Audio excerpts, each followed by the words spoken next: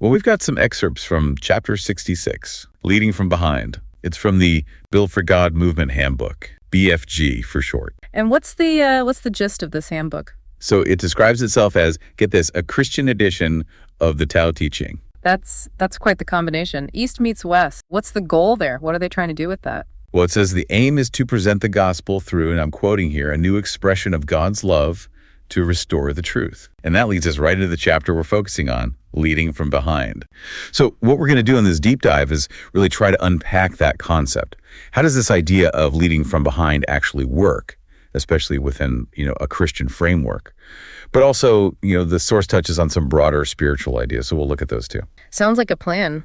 Where do we even begin with something like this? The chapter starts with this really cool, almost poetic image. It talks about rivers and oceans becoming kings of 100 valleys because they're so good at taking the lowest place. Huh.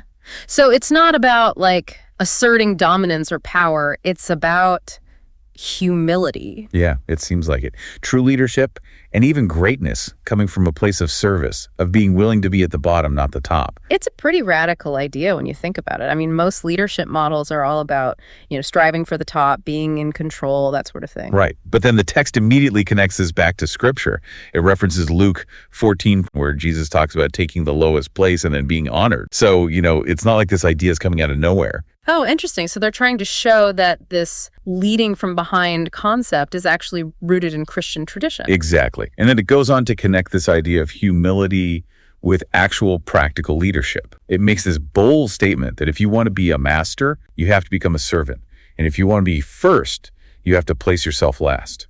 Wow, that's a pretty stark reversal of how we usually think about ambition and success. Almost like saying you have to give up power to actually gain it. Yeah, exactly. It's a complete flip, right? Right. And to support this, they bring in the example of Jesus. They mention John 13, where Jesus washes his disciples' feet. Oh, yeah, that's a powerful image. I mean, he's their teacher, their leader, and he's literally kneeling down to wash their feet. Exactly. And then they reference Mark 9.35, where Jesus straight up says, whoever wants to be first must be last of all and servant of all. So again, it's like they're showing that this isn't just some theoretical idea, but it's like the core of how Jesus led. So what does this kind of leadership actually look like in practice? I mean, does it really work? Well, the chapter talks about the impacts of Jesus' leadership style. It says that people did not feel burdened when he was in charge. They didn't feel harmed when he was leading. So it's not about control or, forcing people to do things. It's about creating an environment where people actually feel safe and supported. Right. It's about leading with empathy and compassion, not authority. And the chapter goes on to describe the outcome of this kind of leadership. People joyfully glorified him, it says, without getting tired of him. Sounds like a pretty effective leadership style if people are happy to follow you, not because they have to, but because they want to. Yeah. And again, they back this up with Scripture. They mentioned Matthew 11.2830, where Jesus offers rest to those who are burdened. They also mentioned 1 Thessalonians 1.27 and Acts 20.24, which talk about how people were inspired by Jesus' example. Okay, so leading from behind, serving others, all that, it's rooted in Christian tradition. It's about humility and empathy. It can actually work. But is there a practical side to this? Well, there's this one line that really stood out to me. It says, do not compete, and competition will not meet you. That's an interesting one, especially in today's world where it feels like everything is about competition. Right. So I was wondering, how does that actually work? Does it mean you just let everyone walk all over you? I don't think that's what it's saying. It seems more about shifting your focus. Instead of constantly trying to outdo others, you focus on your own path, your own purpose. So you're not letting external measures of success define you. Exactly. And the source actually connects this idea to some specific scriptures. It mentions Philippians 2.34, which talks about putting others before yourself. And also Galatians 6.4, which says to focus on your own work and not compare yourself to others. Oh, I see. So it's not about being passive, but about being intentional with your energy. You're not wasting it on trying to compete. You're putting it towards your own growth and your own service to others. Right. And the idea is that when you're not constantly trying to prove yourself, you actually create more space for collaboration and for, genuine connection with others. Okay, so we've talked about the core concept of leading from behind. But this chapter goes deeper. It has this whole section called renewal, where it introduces something called the Trinitarian method, or as they call it, MAP. MAP, what's that stand for? Mindset, aim, and practice. And it looks like it's all about how to actually put these ideas of leading from behind into action. Makes sense. So let's break it down. What's the first stop on this MAP? Mindset. It starts with humility as the path to greatness. It takes us back to that river and ocean analogy. They keep coming back to that. Right, that image of finding strength and influence by taking the lowest place. So how do they translate that into a mindset? It can't just be about picturing yourself as a river, right? Right, it has to be more than that. Yeah. And it seems like the key here is about actively cultivating humility. Like choosing to put the needs of others before your own, looking for opportunities to serve. So it's not just about thinking humble thoughts, it's about taking humble actions. Exactly. And they give some pretty down-to-earth examples, like offering to help out at work, even if it's not your job, taking on chores at home without being asked, leading by example, not just telling people what to do, but actually showing them how it's done. Those are good examples. And I'm guessing they tie this back to Scripture. Oh, yeah, of course. They reference Matthew 20.2627 and Matthew 23.12.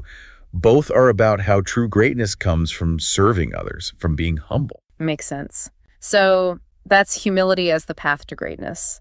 What's the next piece of this mindset puzzle? It's called the role of servanthood and leadership, which really echoes that massa becomes servant idea we talked about earlier. Right, that whole flipping the script on leadership. So what's the mindset shift here?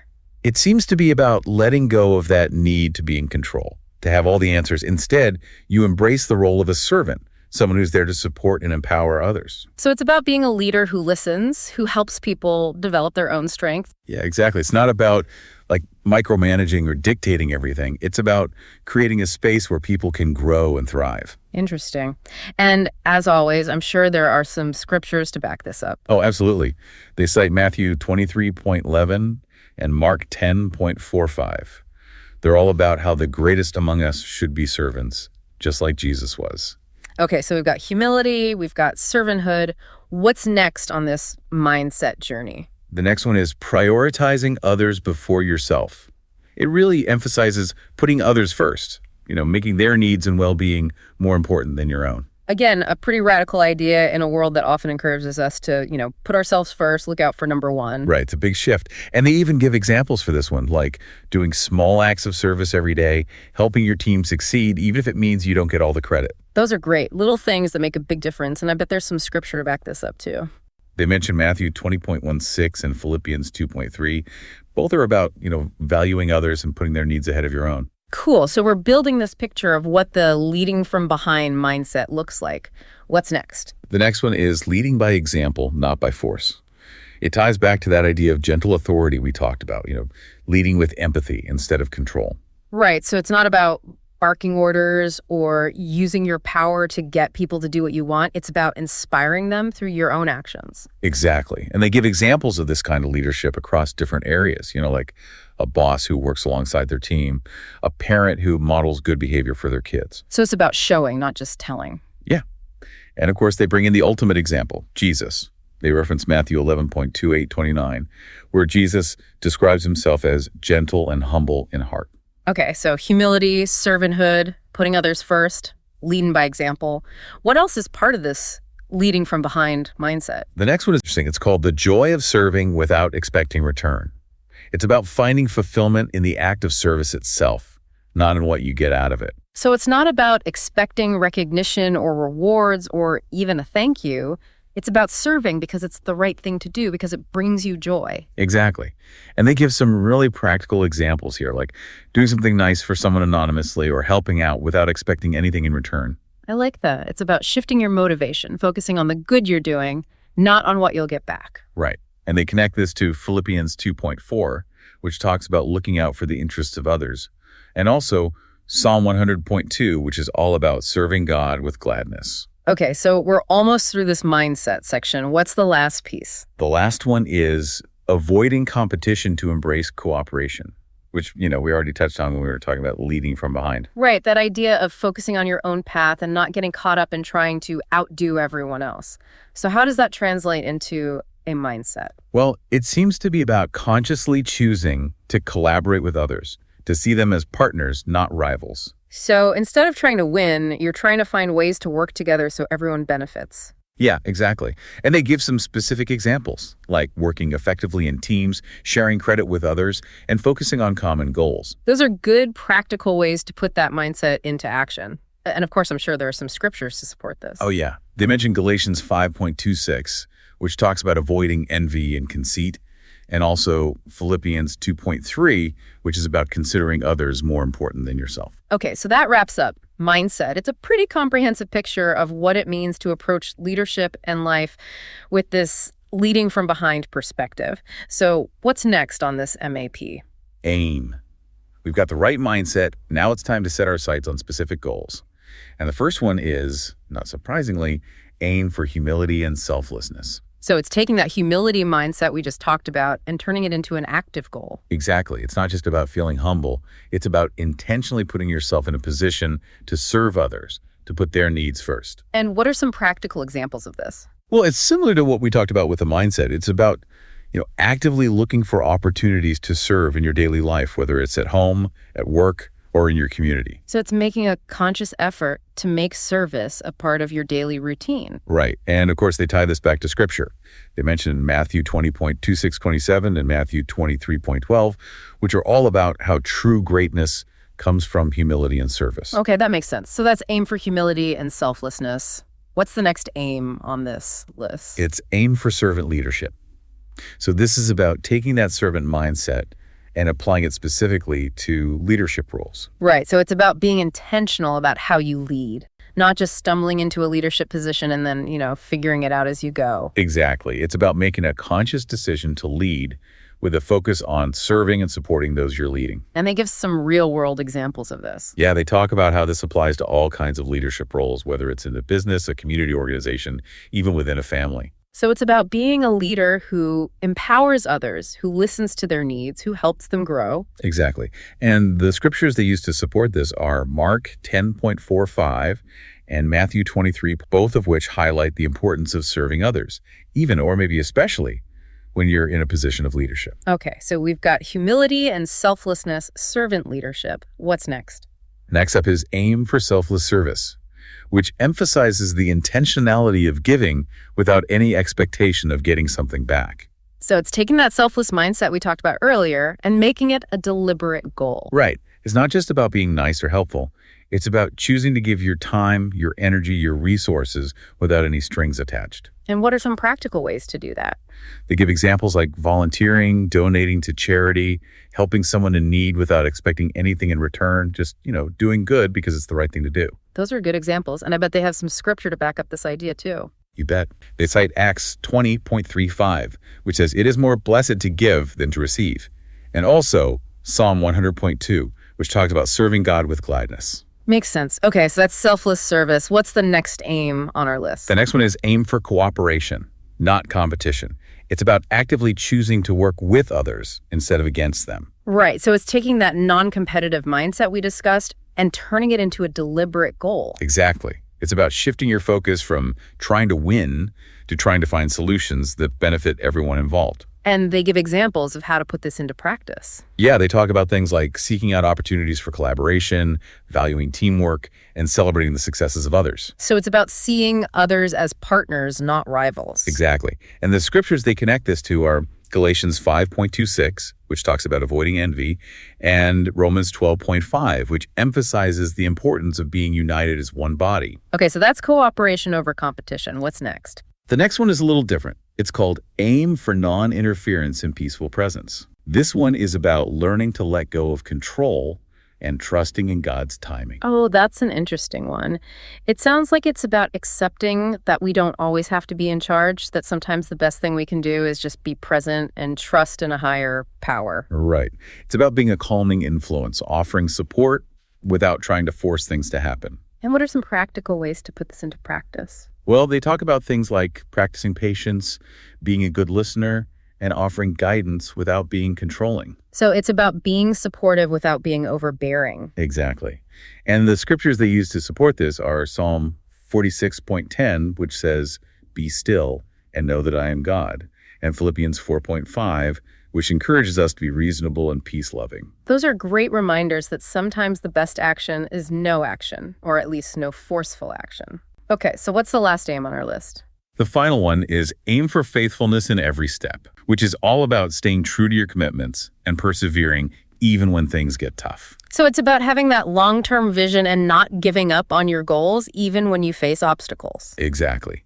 It's about staying the course, remaining dedicated to your values and your purpose, even when it's difficult. And they offer any practical advice on how to actually do that? Yeah, they talk about things like setting clear intentions, reminding yourself of your goals regularly, and seeking support from others when you need it. Those are all good strategies for staying motivated and focused. And as always, I'm sure they have some scripture to back this up. Of course.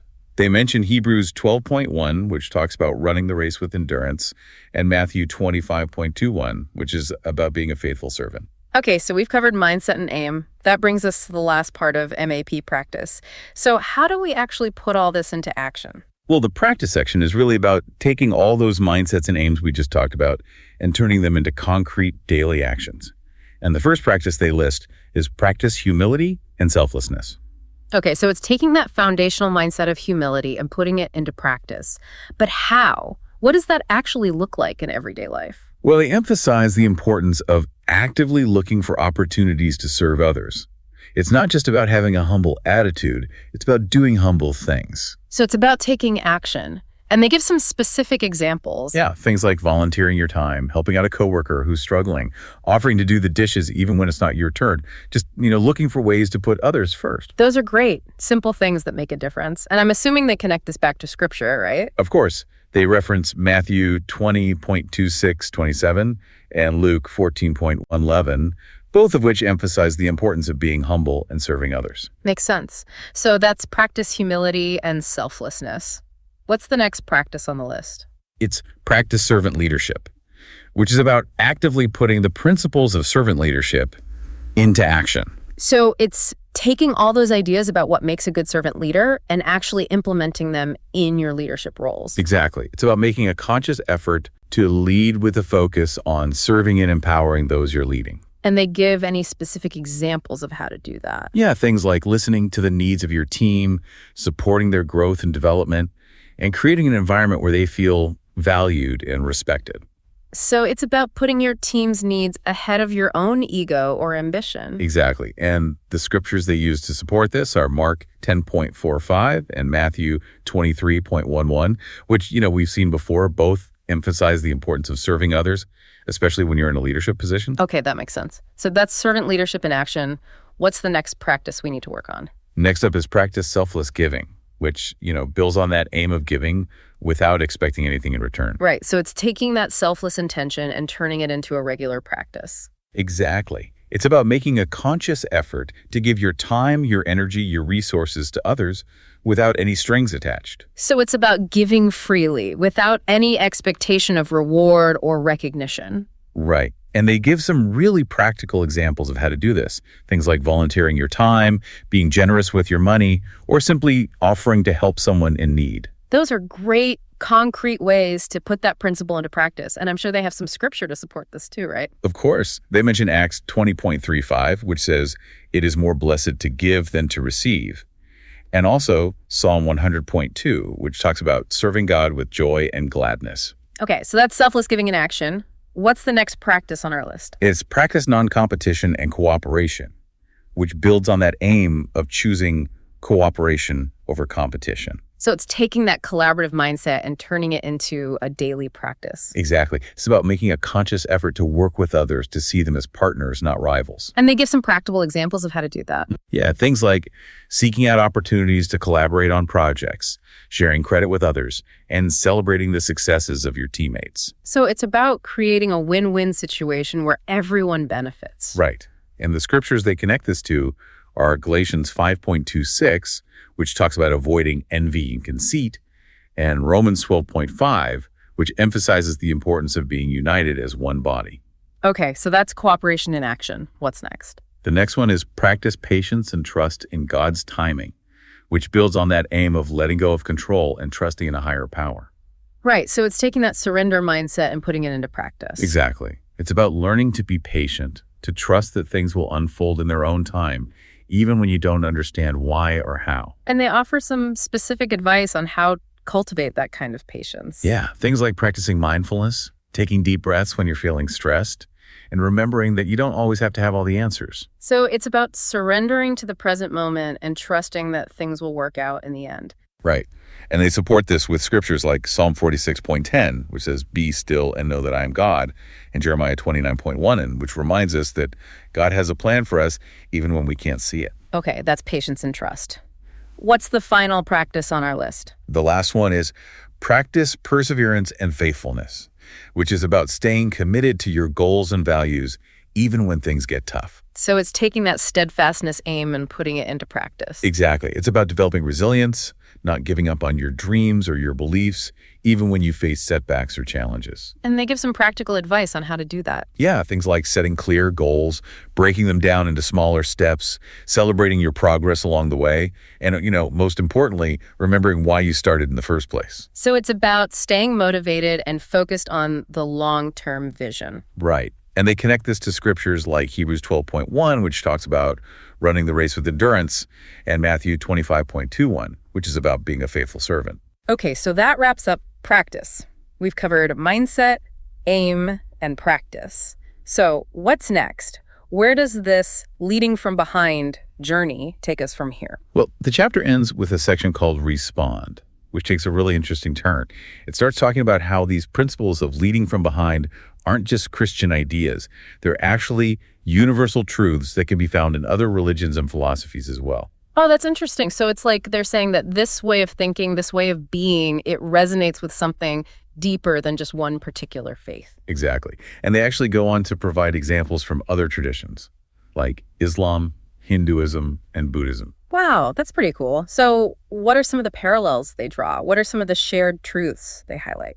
Well, the first one they focus on is humility and selflessness as universal truth. And they give some really specific examples, like quotes from the Prophet Muhammad about the importance of humility, verses from the Bhagavad Gita about selfless service, and teachings from the Buddha about compassion. So it's like they're showing that this idea of putting others first, of being humble and selfless, it's something that's valued across different cultures and spiritual traditions. Exactly. And they argue that this shared value can actually be a powerful force for good in the world. Like, it can help us overcome divisions, build stronger communities, and work together to solve problems. That's a beautiful idea, finding common ground through shared values. Yeah. And they even tie this back to some of the Christian scriptures we've already talked about, like Luke 14.11 and Matthew 23.11, which emphasize the importance of humility in service. Okay, so that's humility and selflessness. What other universal truths do they highlight? The next one is servant leadership and selfless giving. And again, they bring in examples from other traditions to show how these ideas are reflected in different cultures and faiths. So it's like they're saying that this way of leading, this way of giving, it's not just a Christian thing, it's a human thing. Right. It's about tapping into something deeper, something that resonates with people across different backgrounds and beliefs. And they provide any specific examples of this from other traditions? Yeah, they talk about how Islam emphasizes the importance of justice and service to others, how Hinduism values selfless action and detachment from personal gain, and how Buddhism teaches compassion and the interconnectedness of all beings. Those are great examples. It really shows how these ideas are woven into the fabric of different spiritual and ethical systems. And the chapter emphasizes the importance of putting these ideas into action in all areas of our lives, not just within religious contexts. So whether we're talking about leadership, in business, in government, or in our personal relationships, the message is the same. Serve others, give freely, and focus on the greater good. Exactly. And they connect this back to some of the Christian teachings we've already talked about, like Matthew 20.26, which talks about how the greatest among us should be servants, and Psalm 100.2, which encourages us to serve God with joy. Okay, so that's servant leadership and selfless giving. What other universal truths do they highlight? The next one is non-competition and cooperation. And again, they show how this idea is reflected in other traditions, emphasizing the importance of working together for mutual benefit. So it's about recognizing that we're all interconnected, that we achieve more when we collaborate rather than compete. Exactly. And they give specific examples of this, like how the Quran emphasizes the importance of unity and cooperation, how Hinduism teaches about the interconnectedness of all beings, and how Buddhism promotes compassion and nonviolence. Those are great examples. It shows how the idea of cooperation is really a universal value. And they encourage us to apply this principle in our daily lives, to look for opportunities to collaborate with others, to build bridges instead of walls. So whether we're talking about our personal relationships, our work environments, or even global issues, the message is the same. Work together, find common ground, and build a better future together.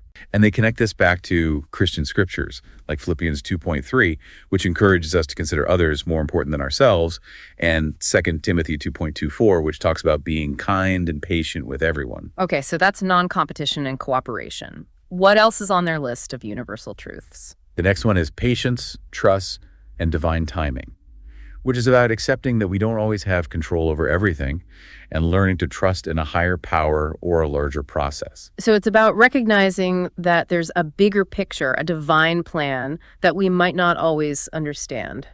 And they give examples of how this idea is reflected in other traditions, like how the Quran talks about submitting to God's will, how the Bhagavad Gita emphasizes the importance of detachment and accepting what is, and how Buddhism teaches about the impermanence of all things and the importance of letting go. Those are all powerful teachings about accepting what we can't control and trusting in something larger than ourselves. And they encourage us to cultivate patience in our own lives, to trust that things will work out in their own time, even when we don't know how or why. So it's about surrendering to the flow of life, accepting the ups and downs, and trusting that everything happens for a reason. Right. And they connect this to scriptures like Jeremiah 29.11, which reminds us that God has a plan for us, and Proverbs 3.5, which encourages us to trust in the Lord with all our heart and not lean on our own understanding. Okay, that's patience and trust. What's the last universal truth they highlight? The final one is faithfulness and perseverance to the end.